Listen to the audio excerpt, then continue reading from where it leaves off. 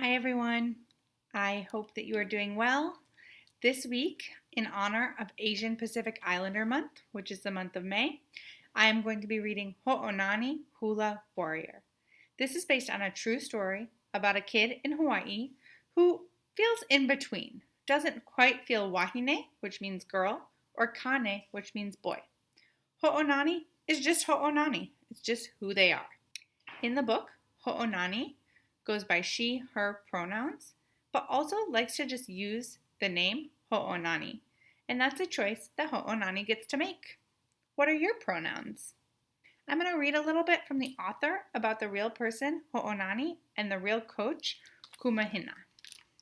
It says, the main character in the book you're about to read is based on a real person, Ho'onani Kamai. Ho'onani was born and raised in Kalihi Valley, a neighborhood in Honolulu, Hawaii. Ho'onani loves music and, just like her character in the story, plays a mean ukulele. Ho'onani's coach in the story, Kumohina, is also a real person. They are a Hawaiian cultural practitioner, a community leader, and an activist, and they were the first transgendered candidate to run for statewide political office in the United States. I also want to read a little bit about Hawaiian culture and about people who are in between and who aren't maybe quite one gender or the other, or another, I should say. In ancient Hawaiian culture, every person had a role in society. Mahu people, who embraced both feminine and masculine traits, were valued as healers and as caretakers and teachers of ancient traditions. In Ho'onani Hula Warrior, we hope to show that, in the spirit of this Hawaiian tradition, we can make room for all people, kane, wahine, mahu, and show every person the same unconditional acceptance and respect, which I think is a really important message.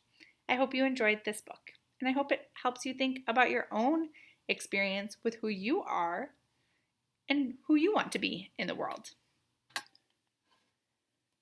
Ho'onani Hula Warrior by Heather Gale, illustrated by Mika Song.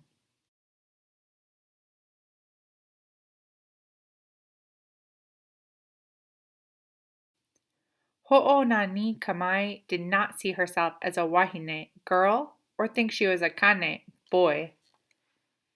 She preferred just Ho'onani. She is who she is, her mother said. She does what she wants, her father said. But her sister, Kana, wished Ho'onani did not sing songs so loud or play ukulele faster and better than every kane at school. One morning, Ho'onani's teacher, Kumohina, made an announcement. This year, they would bring a Hawaiian custom back to the community. Our high school kane will perform a traditional hula chant, she said.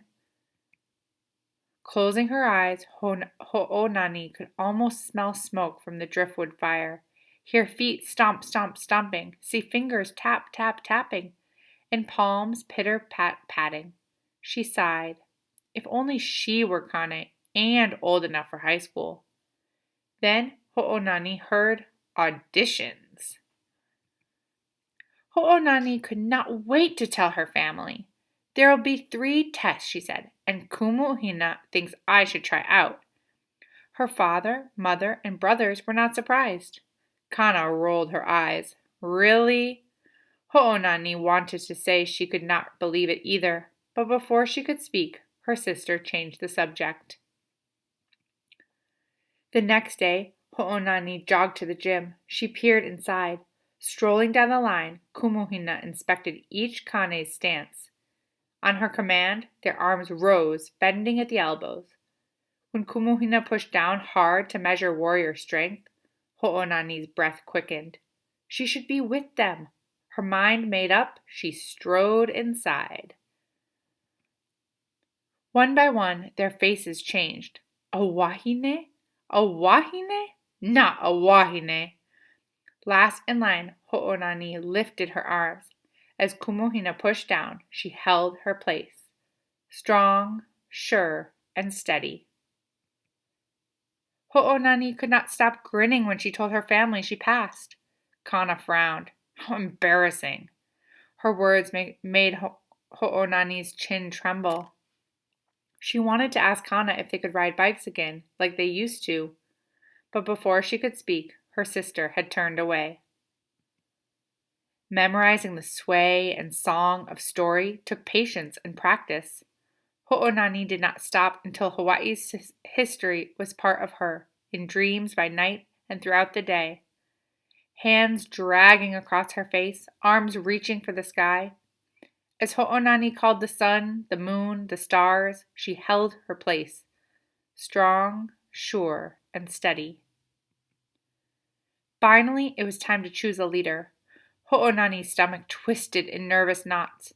One kane, another, and then another stepped forward. Ho'onani studied them. Who was nervous or worried? Who stood tall? Who slouched? Who stayed focused and who squirmed?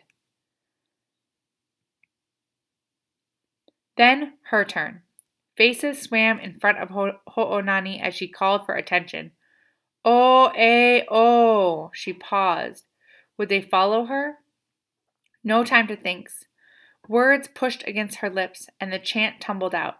I ka mumu keke, sweeping her warriors into a tidal wave of voices until Ho'onani called the end. Hai ala e o ai. Silence hung in the air. When Ho'onani saw complete awe and true acceptance, she held her place, strong, sure, and steady.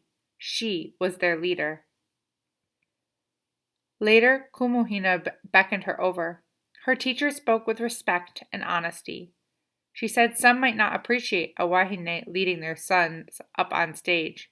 They might create a fuss. Ho'onani knew she could not quit now. She had earned this position. She thought of her sister and looked up at Kumuhina. If someone wants to leave, she said, that's their problem. That evening, Ho'onani couldn't wait to tell her family she had been chosen as leader of the Kane Hula troupe. Her parents and brothers were proud, but Kana wasn't. Why do you always have to reject wahine things? Kana said. Just because I feel more Kane doesn't mean I'm not wahine. I'm in the middle. Why can't you just let me be? Before Kana could speak, Ho'onani left the table.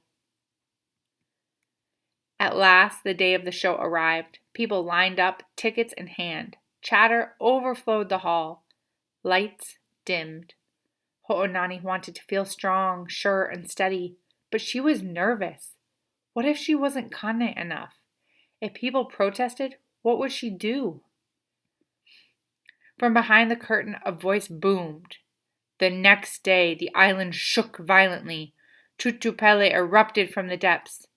Oli! Ho'onani shouted back on cue. Ready or not, it was time. And to the beat of drums, the thud of heels, the clack of sticks, she toe-heel stomped across the stage. Ho'onani faced the crowd, her skin prickled. She felt their curiosity stir the darkness, but she held her place, strong, sure, and steady.